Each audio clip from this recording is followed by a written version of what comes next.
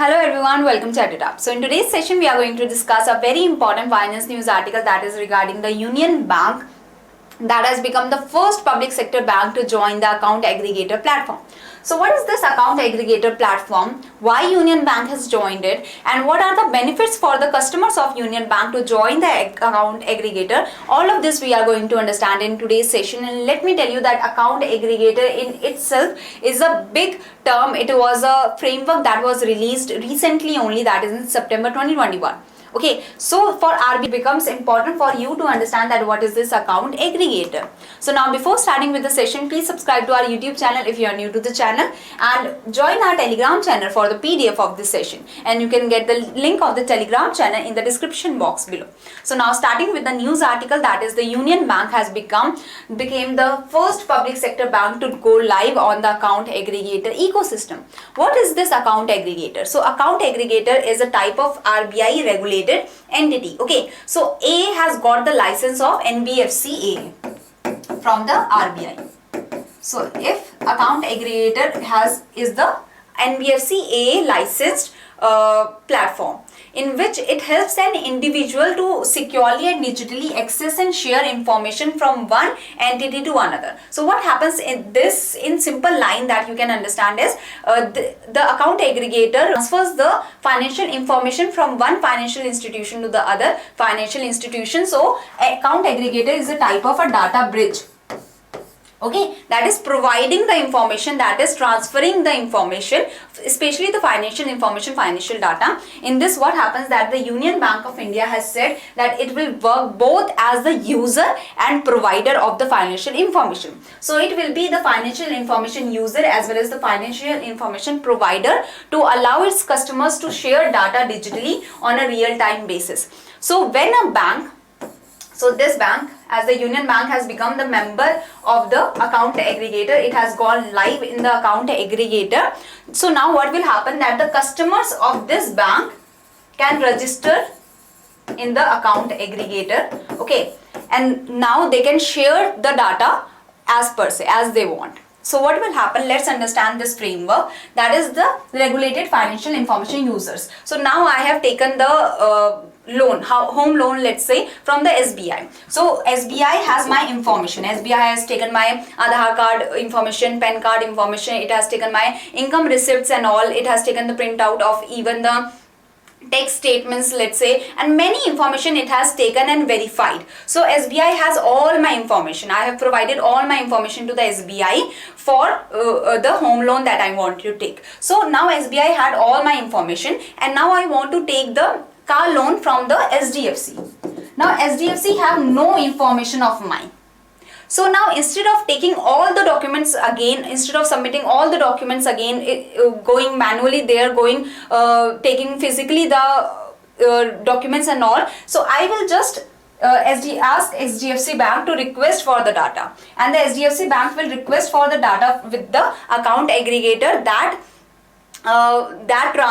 help in transferring the data. So now this account aggregator will take my consent that do I really want to provide my data to the SDFC. After taking my consent, it will ask SBI to give my data to the user, because SBI is the information provider and SDFC is the information user, and so SBI will as the account aggregator has taken my consent, so now SBI will give my information to the SDFC. Okay, now the SDFC will have all my financial information with itself, that how well I am doing with my home loan, I am giving all my payments timely. So the SDFC will be more calm, and it has got all the documents, all the information digitally. So the FIU can request for data from the FIP based on a simple consent given by the customer on their AA handle. So but what is the need that all the entities should be registered with the account aggregator, as the Union Bank has gone live with the account aggregator. So the banks that has gone live on the account aggregator, only those banks can take the data or provide the data. Okay, so SBI for now has not gone live, and this is it. Union Bank has become the first public sector bank to go live on the account aggregator platform. So I hope you have understood this, and it is not only for banks, the NBFCs, the mutual fund houses, the insurance provider, all of them can become the information providers and information users. And let me tell you, only the regulated financial institutions can come under the AA network. That is, either they should be regulated under the RBI or SEBI or EDI or PFRDA. Okay, so I hope you have understood the basic of the account aggregator. They are transferring our financial information so that it becomes easier for us to take the financial services, either the lending services or the other services, maybe the investment we want to do. Okay, and they want to know the credit worthiness, the trustworthiness of ours.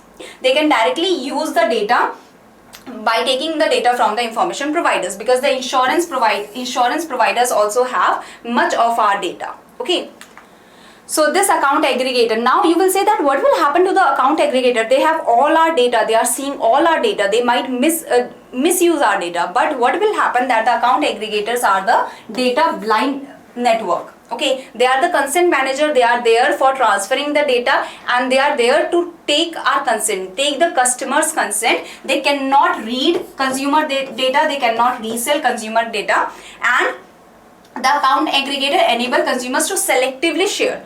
Why will I provide my securities, that how many securities I have to the SDFC? I just want car loan. So the unnecessary information I shouldn't provide. Okay, how much mutual funds I have, how much securities I have, how much government securities I have, that type of information I do not want to share with the SDFC bank. So I can selectively share my information. I only want to share the information that SBI have and that the insurance provider of mine have.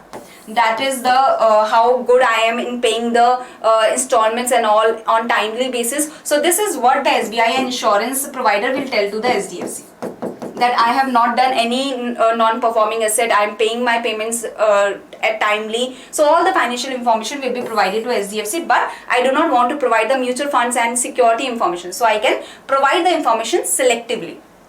And even revoked data was shared. So AAs have a fiduciary duty to the consumers and are regulated by the RBI. They are providing the digitally signed and encrypted data. So they are data blind. They cannot see the data because the data is encrypted, and it will be only decrypted.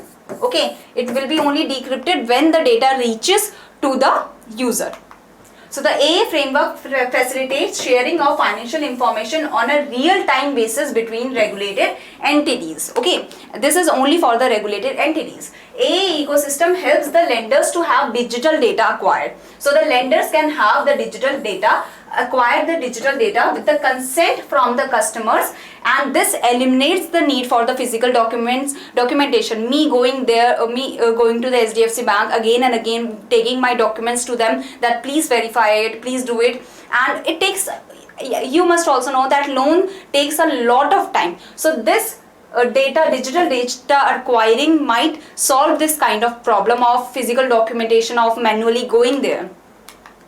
The lending bank can access details of the borrower's savings. So not only the credit worthiness of how better our credit score is, not only that data is going to the other banks, other NBFCs or other regulated entities that need our data, okay, that has taken the consent, but the saving account, that how much savings we have, how much past loan repayment record ours is, mutual fund holdings through AA. So all this information can go with the consent of the customer.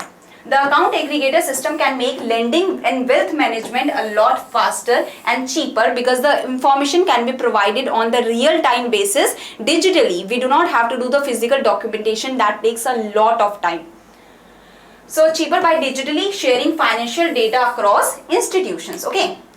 So here the two key services that will become very easier for us will be access to loans as well as access to money management. Okay. A company can access tamper-proof secure data quickly, cheaply and fast-track the loan evaluation process so that the customer can get a loan. Okay, the process can become very fast because all of our financial information is already with one bank. We have to do it with the other bank and with the other bank also. Maybe I want education loan, home loan, car loan. So I have to verify my loans 3 or 4 times. Even though I have very good credit score, I am doing a very good job, but I still have to provide all the data to all the banks. So instead of going to all the banks, I can provide my data once, and the data can be transferred to the other, or the information can be transferred or shared with the other banks, so that it becomes easier when I go to the other banks.